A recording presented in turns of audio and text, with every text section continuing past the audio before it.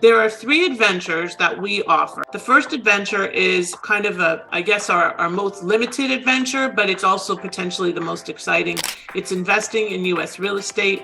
Whether or not you get a visa, it's setting up the proper structure so you don't have to face double taxation and you don't face legal or other liability. And it's making sure that you can invest strategically in the right places. As a realtor, I have partners all over the country, for that matter, all over the world. So if you want to invest in Mexico, Costa Rica, Belize, Honduras, Israel, wherever, you name it, we can help you to connect with the right partners to get that done. Adventure 2, start or expand your business in the US. So what that means is that you can either start a new business, buy an existing business, or expand your business from Canada or wherever into the US to help you with that expansion as well from the perspective of what does this mean for your Canadian company and so on. But we handle all of the legal and strategic and financial aspects of that, whether directly or through one of our expert team members. Adventure 3, which is Immigrate to the US, whether it's through a non-immigrant visa, like a treaty investor visa or a treaty trader visa, which we'll talk about a little, or through a permanent green card visa, like an EB-5, or something like if you have extraordinary ability, you may qualify for what's called an EB-1. So there are all kinds of ways to work with us and to be able to find the solutions that you're looking for. And we have packages ranging from do-it-yourself to done with you with fees to match, obviously, for the do-it-yourself. But the do-it-yourself generally starts at $500 all the way through to done with you, which can be $40,000, okay? But that means that we hold your hand throughout the whole process. Why do you need to act now? Top 10 reasons why you need to start investing in the US today. And this is why you're here, right? Climatic challenges and risks are getting worse every year.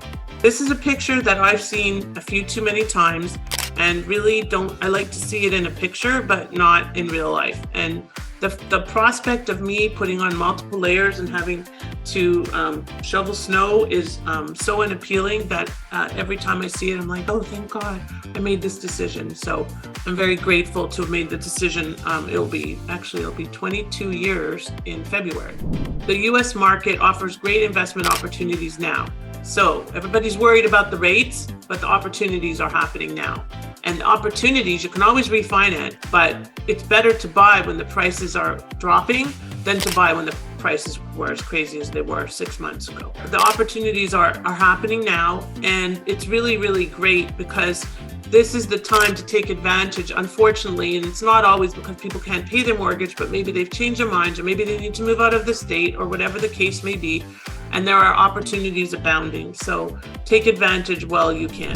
Mortgage rates are finally decreasing slightly, and they will continue. But again, you can always refinance. Laws are constantly changing, and visa opportunities will adjust to these changes. So what that means is they could impose quotas on the non-immigrant visas. They already have them on immigrant visas. The rules and requirements could change.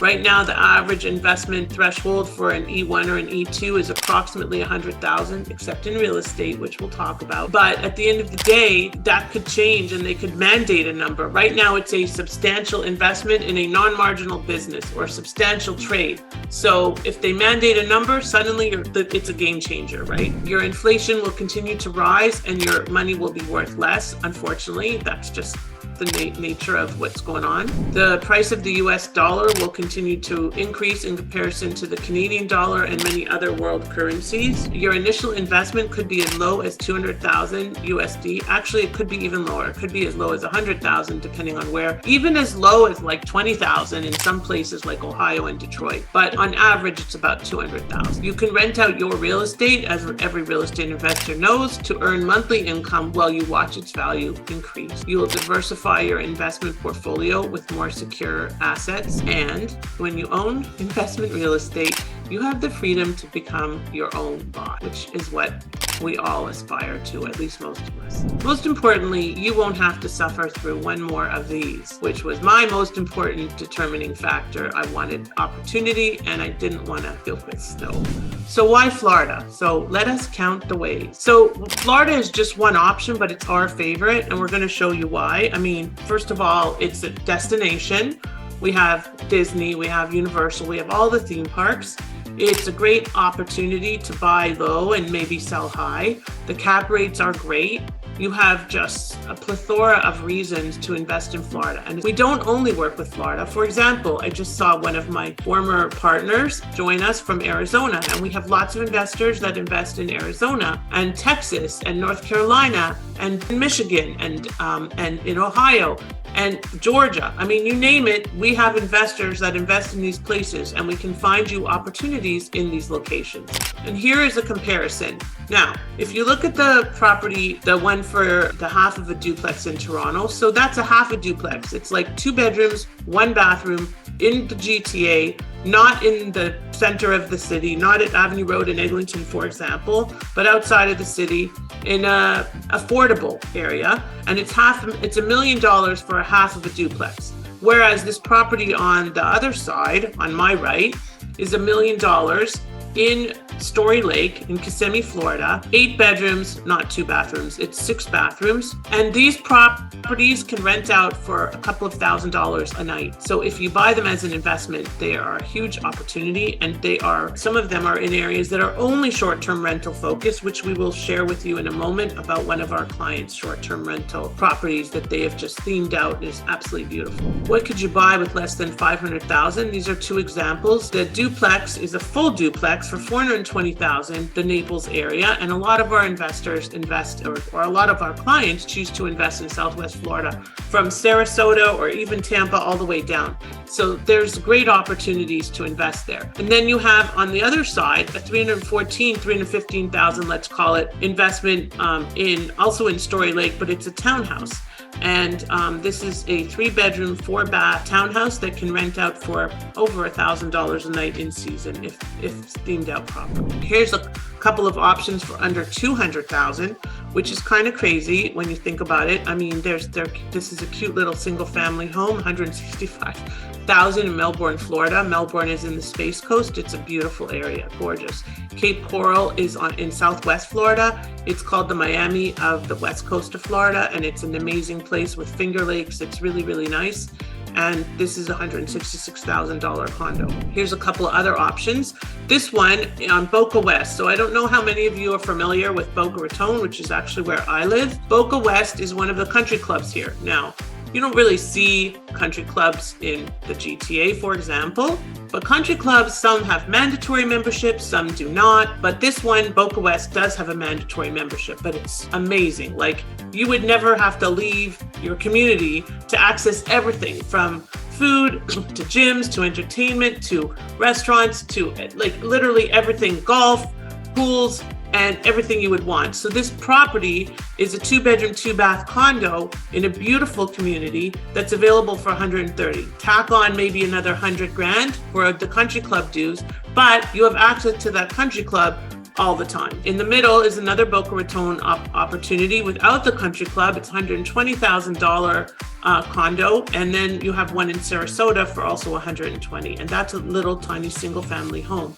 $120,000. Okay, Sarasota is very, very, very much in demand and very appealing. This is a property in Texas on the right, on my right, $900,000 compared to the same price point in Mississauga. And as you can see, they're just a little bit different in terms of their curb appeal and, you know, the look and feel. And I mean, what you could do with them. I'd certainly prefer the house in Texas. And if I could put that house in Texas into Toronto, it'd probably be about, I don't know, $3 million, I would say, at least. So some important considerations when you are setting up to invest is setting up the right structure to avoid double taxation and to ensure that you have the right legal protection to avoid liability. But remember, anyone is permitted to invest in U.S. real estate, but it doesn't mean that the way you set up is the same for everybody. It's not one size fits all, because it will depend if you're bringing the money back to your home country, if you're not, what are your short and long-term goals, and so on. Now, if you want to access a visa, you're going to then also access a a social security number. And the social security number allows you to build US credit and access US credit. So there's other options to get you down into the US, and that is expanding your business to the US if you have a successful business in Canada and you want to expand your business to the US, buying a new or existing business, which is a great option. Both of these involve some due diligence, certainly, especially if you're buying an existing business, because you want to do a lot of due diligence to make sure that you're not buying somebody else's problems, because that's never going to be a path to success, right? So we have a team that does due diligence, we do accounting due diligence, we do legal due diligence, and we make sure that the business is as kosher as it can be when you're buying an existing business. Buying a new business could involve a franchise or some other type of business. Maybe somebody lost interest, maybe somebody passed, whatever the case may be, and that can potentially qualify for a visa as well. Why franchises might be the best option. So other than real estate, I happen to love franchises. And I like franchises because they're turnkey, they're easy, and they're recognized brands. So they're easy to get approved through the immigration service. What is a franchise and why a franchise? Franchising is a business method that involves the licensing of trademarks and repeatable methods of doing business. The franchise model is easily understood by immigration, has been a very successful business model historically, and has a proven track record of success with visa applicants, which is a big deal. The first is in obviously real estate, like property management or home improvement or something like that. The second is caring for the elderly, lots of elder care solutions that work super well as franchises and are affordable because there's not a lot of build out, right? The third is pets. Pets, I always love pets. What can I say? I keep talking about pets, but really pet related businesses are successful franchises. They're always going to be in demand, just like the next one, kid businesses. The three industries that you can always count on having some level of success, even through the pandemic, even through an economic crisis, are elderly, kids, and pets, because people are always going to look after the elderly, their kids, and their pets. That's the way it goes. And real estate also goes into that mix for obvious reasons. So we will co-create a personalized plan with you. That's our goal. We have a 3-phase proven holistic Invest to Immigrate program that we will share with you further during the consultation. And the 3 phases are split up as: number 1, selecting and setting up your US business; number 2, phase 2, developing your business plan; and phase 3, crafting your visa petition. Now, in many cases, we work with immigration attorneys. Well, in all cases we do, but sometimes if the immigration attorney refers the client to us, we do phase 1 and 2, and they do what they do best, which is phase 3. Either way, at the end of the day, it's your business. So you can't expect us to formulate the whole business plan and business model for you, but we will be there to guide you through every step of the way and make sure that you have the success that you want in the business that you want.